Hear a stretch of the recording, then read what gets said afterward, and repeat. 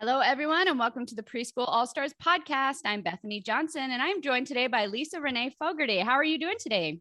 Good. How are you? I'm doing fantastic, and I'm excited to be speaking with you today. Me too. I want to hear all about what's going on in your preschool world, but of course, we have to get a little backstory about what was going on before you decided to start your preschool journey and why you decided to start it. So go ahead, give me them deets. Yeah. Well, I've been teaching preschool in schools and in private schools for probably like 17 years. And it started to get to the point where they were asking more and more of me as far as hours, like 8 hours, 8.5 hours, and then staying after to do things or staying after to do aftercare. And I was getting paid, but it was more and more of my time. And my son was like kind of needing me at home to help him with homework. And I was just getting home later and later, and dinner was later and later, and homework was later and later, and it wasn't working out. So I kept thinking, how can I, and I had a long commute too. So I was like, how can I get rid of these long hours and get rid of this long commute? And then to fast forward to it all, after finding Joy's book and all that, I just decided I'm going to have to resign. And I'm not going to resign when I have something, because I'm never going to be able to convert because I'm local. So I'm never going to be able to convert my whole downstairs and work at the same time and just do it on weekends. So I said, I'm just going to make the leap of faith, and I'm going to do it and say, I'm going to do my best and see if I can make it work. And then I learned how to be a little more resourceful. I did get my Starbucks, and I did DoorDash to make extra money and all sorts of things. So basically I didn't want the long hours anymore. I didn't want the long commute anymore. And I just took a leap of faith and said, awesome. Awesome. So how did you find Joy? I think I just saw an ad and I was like intrigued. And then of course you think, is this a scam? Like a book's going to tell me everything. Come on. And then, will the book really arrive? And then I was pleasantly pleased. It was like, I know a lot about preschool, and I have debated starting one in my life, but I'm not a business sense. And a lot of business things were in there. I mean, I learned even more in All-Star, but it was a lot of information. And I was like, this is legit. Yeah. So it was very helpful. Yeah. It's funny. I think all of us go through that. She pops up and we're like, oh, this has got to be a scam. It can't be like a free book that's going to tell me, and then we get it and we're like, wow, that was so much more than I was expecting. Not a scam. Yeah. Yeah. I always say that Joy over delivers. So yeah. Yep. That's what she says too. She really does. It's crazy. Okay. So let's fast forward a little bit. How long ago did you decide to quit and start this? That was March. Of this year? Yes. Awesome. Okay. It took a while because I had to, everything that in my living space downstairs where I have it locally had to be put upstairs somewhere. I had to find places, and then I had to buy furniture. So I didn't open until September 13th. Okay. So it took a little bit of a time to move things around and get the income and all those things and follow all the steps and do the challenges. Yeah, I understand that, because I still have a very large toolkit that used to be in our garage that has been sitting in our living room for almost 2 years now that we still don't know what to do with, because I took over our garage. So I totally understand that. Yes. Okay. So now you're started. All right. Tell me about your preschool. What's it called? It's called My Wings and Roots. Nice. And where'd that name come from? I'm in New York State. Okay. Well, I like that you ask about the name, because I was an au pair for many, many years. And the father of the little girl that I took care of, he used to always say, oh, you should start a preschool. And my father too. Oh, you should start a preschool. And then he used to talk a lot about, you need like wings and roots, to train up a child and all this stuff. So they both have passed away. So it was kind of like a tribute. Like when I was thinking of a name, it was like those two kind of inspired me long ago, even though I didn't take their advice back then. So yeah. Oh, I love that. That's awesome. Okay. And are you licensed? I talk to my licensor every day, but I'm not fully licensed yet. Okay. I still have a few hoops to go through, as far as I have a fence and all that for the backyard, but there are some things that they're going to look at as far as my 2 exits. So there's some couple things. So I'm close. Yeah. I'm pretty close. Okay. But you were able to get started without the license. How many kids can you have without the license? without my license and my home insurance, and because my regular insurance for preschool insurance that Joy has tells us about in her AllStars cannot start until that insurance can't start until I'm licensed. You're licensed, right? Yeah. So I can have 3 at one time. So Okay. I have 3 every day, which is such a small group. And I can't have 3 in the morning and 3 in the afternoon either yet. But once I'm licensed, I can have 4 to 5 in the morning and 4 to 5 in the afternoon. Cool. Okay. In this space. Yeah. Right. Okay. Is the 4 to 5 the license, or is it the square footage? Square footage. Okay. Yeah. Cool. So tell me, what are your times? I am the 9 to 11:30 right now. And then I do have an afternoon group, and that afternoon group is 12 to 2:30. Okay. But they're not on the same days. Oh, not on the same day. Okay. So do you have do you have 5 days a week? Is it Tuesday, Thursday, Monday, Wednesday, Friday? I have 5 days a week. Yeah. Awesome. And how much do you charge? Well, I had to quickly. I had to. So I put my script out and all that things, and I had a lot of people come and do a tour, and then they were worried about the Delta. So then those people said, I really don't think I should do any kind of school. I'm worried.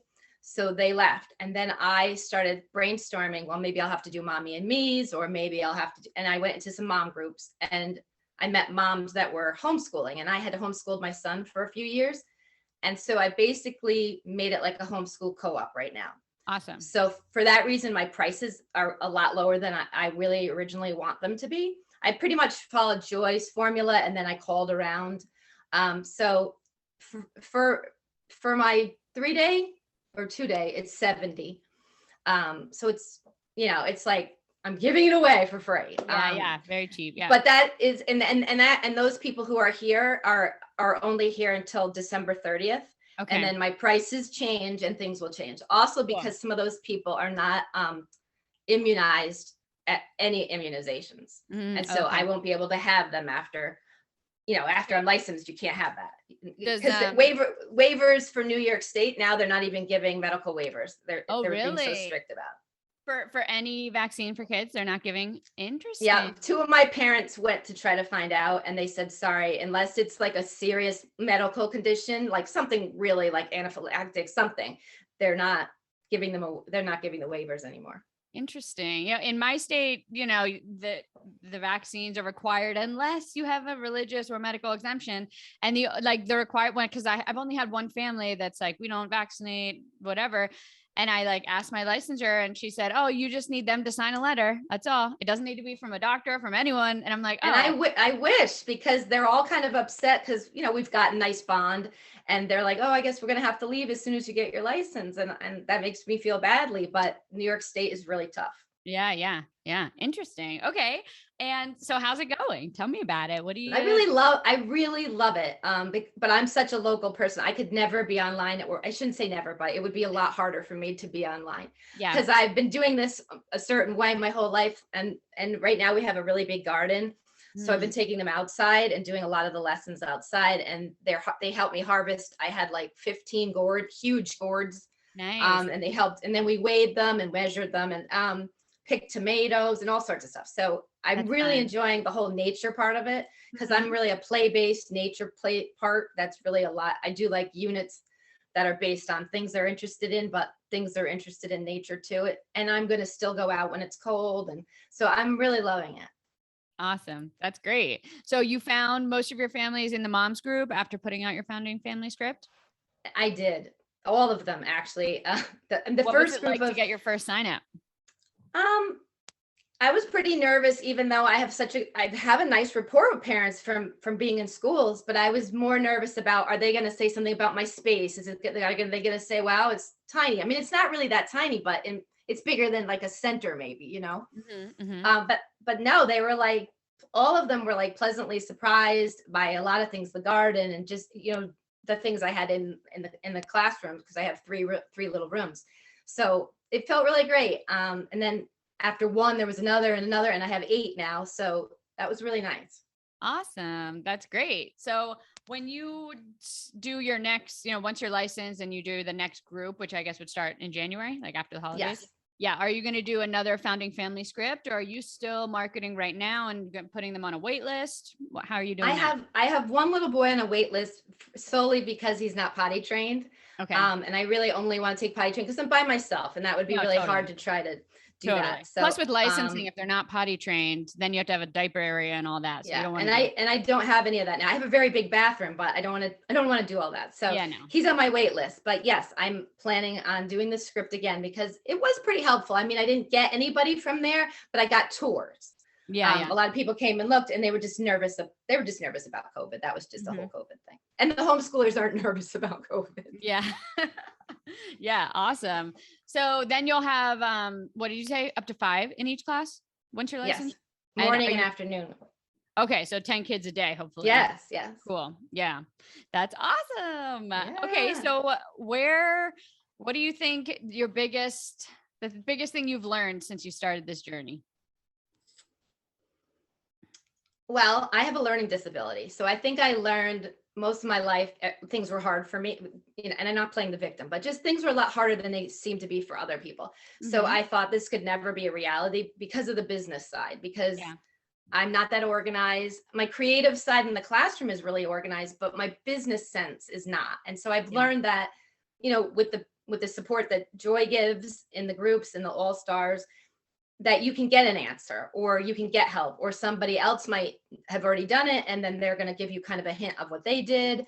A lot of things already mapped out for you through, when you buy Preschool in a Box too. So I didn't have to make up these like whole grids and everything. There was a lot of grids already for putting in tuition. And then, the software for having everything automated and paid through Swipe was really, I could never do that without that help. Never. Because I don't have the business sense for that. Yeah, that's actually I agree with you there. That's been my biggest thing too. And especially right now that I've hired a teacher and I'm stepping out just to run the business, and I'm trying to I feel like the last year when I started, I was just flying by the seat of my pants and I was doing it all. And I was just like, okay, I'm just doing it and hopefully it'll work out. And now I'm trying to, I have ADHD and I struggle really bad with organization and just executive functioning. Yes, that's my problem. Executive functioning. Yes, all of that. And I'm actually reading books right now because my husband's like, maybe we should, do you think maybe we could, try them? And I'm like, okay, yeah, I want to be better at this because, and now that I have a kid, it just makes everything so much harder because now not only is my stuff everywhere and disorganized, but I have a kid's stuff and their stuff. And I don't want him to be a hot mess like me, So I've really been struggling with that a lot lately. Do you have any organization tips?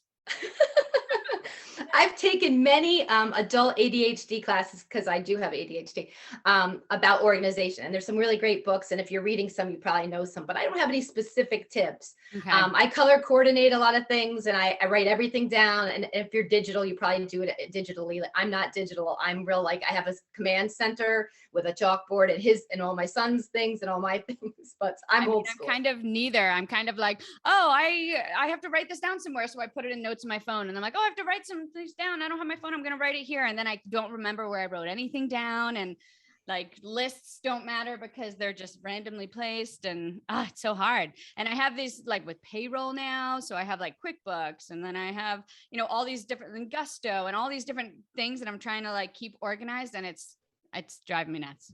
I recently was got some mail from Gusto and I was saying to myself, oh no, is that something I'm gonna have to learn how to do now too? Well, if you ever do need payroll, if you hire a teacher and you need payroll, Gusto is actually very intuitive. So I do recommend Gusto. All right. QuickBooks, not so much. And I'm having a very hard time. I've heard that from other people about QuickBooks. Yeah, it's really hard. It's really hard. And I'm trying to figure it all out by myself. But, as also, I also have a hard time, asking for help. And my husband comes down and he sees that I'm so stressed. I'm like, I haven't figured this out. He's like, what can I do to help? I'm like, I don't know. I don't know what you can do to help, because stopping my brain to figure out what you could do to help me is more work than just me freaking out about it until it's done, Absolutely. Yeah. I hear you on all of that. Awesome. So now that you just got started, I know this is, what would be your next big plans for your preschool? Well, there's a church that we haven't been going because of COVID, but that we were part of, that had this huge preschool in it for many of the years when I was first married. and then it just dissolved. I don't know if the woman retired. And so these 3 huge, beautiful rooms are just sitting there, some with some furniture in it, not really any toys. They sold a lot of that stuff, but I keep toying with asking some. I haven't asked anyone yet, but I'm toying with just saying, like, I had asked some other churches, not mine, because I was afraid to do mine. And their prices were ridiculous. And they were asking me to pay for all the insurance. And like, there was a lot of things that I was like, what? So I'm going to wait and see what that would be my goal, to go into another space. And I would like it to be in a church for just some reasons that I kind of like that, instead of a whole like strip mall is kind of ugly to me. Like, I know people do it. It's just not my thing. Plus, if you're in a church, then there's a lot of families already there. Yeah. So I just thought that's the long-term goal for now. Cool. Because I'm so, I can only do so much in this space, Exactly. So if it gets like that, I really want to.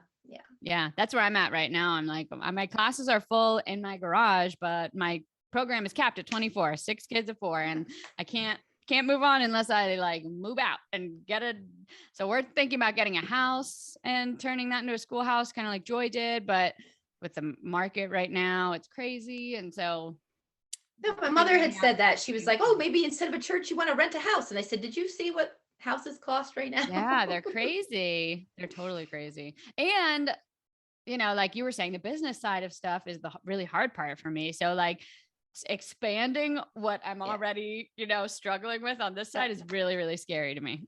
That's me. Yeah. I feel you.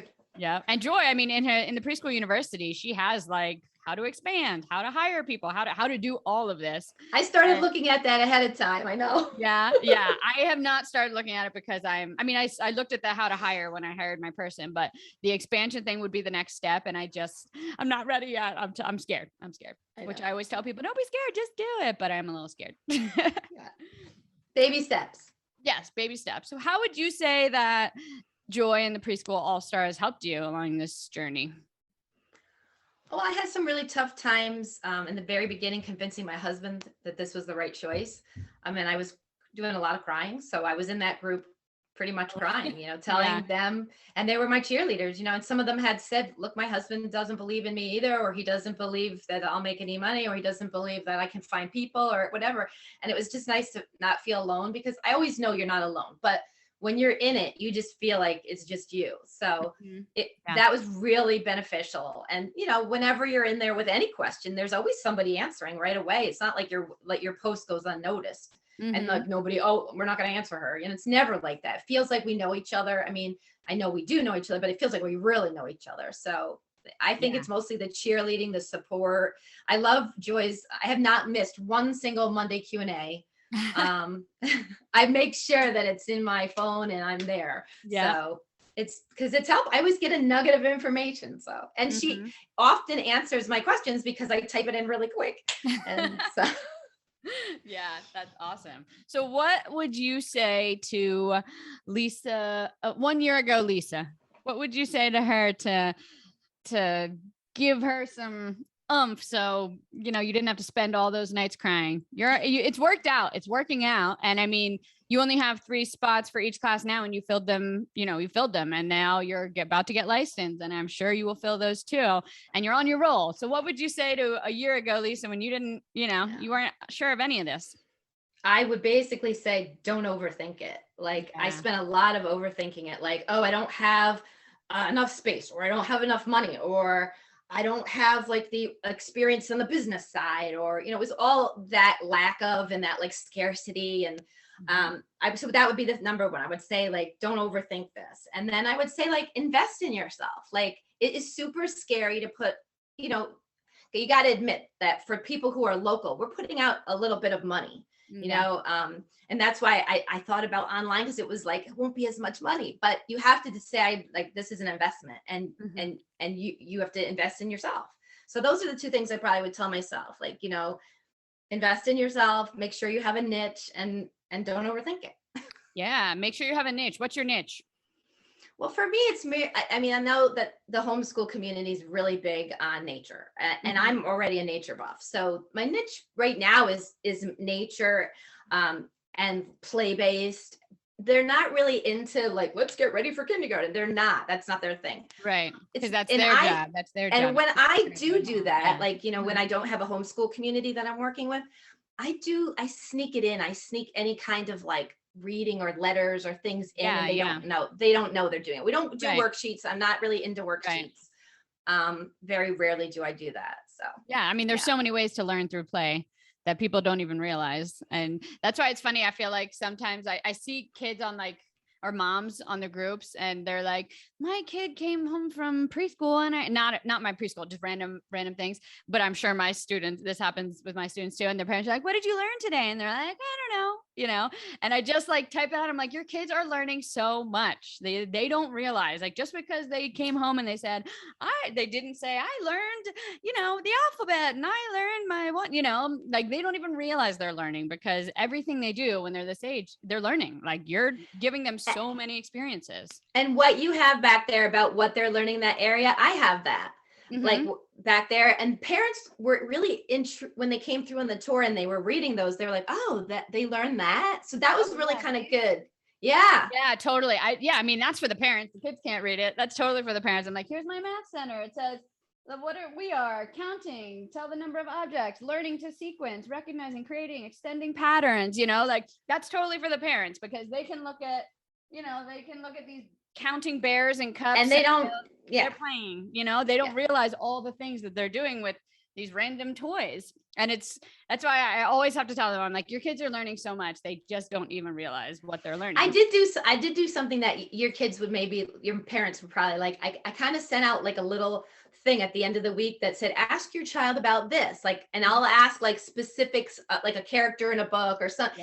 And sometimes it sparks something and they talk about it at the dinner table. And I've noticed that parents, that they don't ask like, what'd you do today? You know?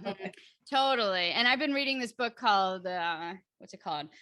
How to Talk So Kids Will Listen, and Listen So Kids Will Talk. It's apparently a book from like the 80s, and it just keeps getting revamped. And man, it has like changed my life. It's changed the way I talk to preschoolers. It's changed the way I talk to my 5-month-old, just because I'm so excited to implement all these things, you know, like, and that was one of the things. They're like, parents always, you know, as soon as their kids get home from school, they bombard them with questions. What did you learn today? What did you do? Did you have fun? Did you, you know, and what you can say is like, I'm really excited to see you. Like, how, you know, and don't ask such open-ended questions, because that's just very overwhelming to them. They're like, oh, I have to come up with an answer for this grown-up, and I don't know what I learned today. I had so much fun, I wasn't thinking about that, you know. And it's like very overwhelming for them. And I'm like, yeah, totally, I could see that, because I see parents every day, what'd you do today? What did you do today? You know, and my parents, you know, when I went to school, how was school today? What'd you learn today? I'm like, I don't know, you know. And I totally remember doing that. Like, why are you asking me this question? I don't want to talk about it. You know what I mean? So yeah, just little stuff like that is definitely helpful. I just went on a really long rant. Sorry. That's all right. All right. So last question. What is the biggest piece of advice that you would give to someone else who's thinking about starting this journey, but doesn't know if they can do it? Well, it probably would be along the same lines of don't overthink it and invest in yourself. It probably would be, if you have like a small space, or if you have a learning disability, or if you have something that you think, oh, well, I couldn't do that because, or you're not good at computers, but you want to do online or something.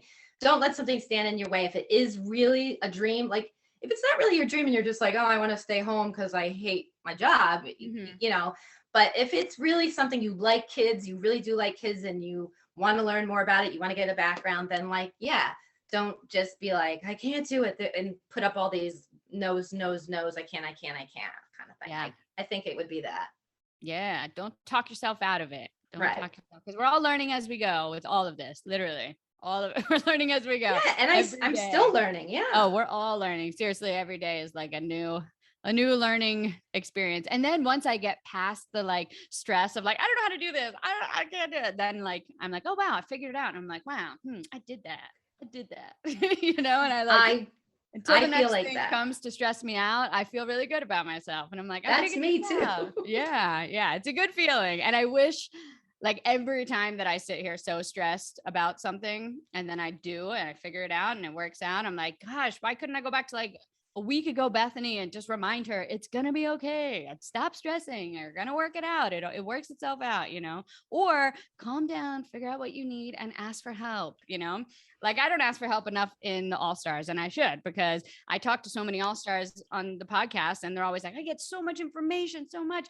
And I'm like, why don't I go in there more and ask more questions? Because I go in there and I like look and I like comment sometimes, and like I see so many questions answered, and then I'm like, oh, like that's a really good question. I should have asked that, you know? And I always have so many, you know, things going through my head that I'm trying to work out in my own little world.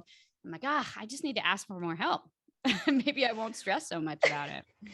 Yeah, make a list of things that you're like needing help with. And then when you go in the group, you can look at your list and decide if you're going to. Yeah, there's those lists. I'll write it down and hopefully I'll be able to find the list later.